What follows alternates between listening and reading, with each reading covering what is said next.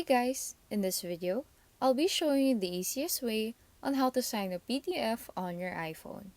First, open the PDF file that you want to sign.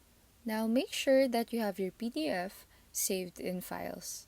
Now once you open it, press markup or the pen symbol on the bottom. Then click on the plus sign on the bottom right. Press add signature. Now, sign your name using your finger on the line at the bottom. Once you finish your signature, press Done. Place your signature anywhere on the document. You can resize or move it around depending on how big or small you want your signature to be. Then, you can tap Done, and your signed PDF is now saved in your files. Once you've created your signature, you can also use that again in other PDFs. Since your signature is already saved, when you open Markup, press on the plus sign again.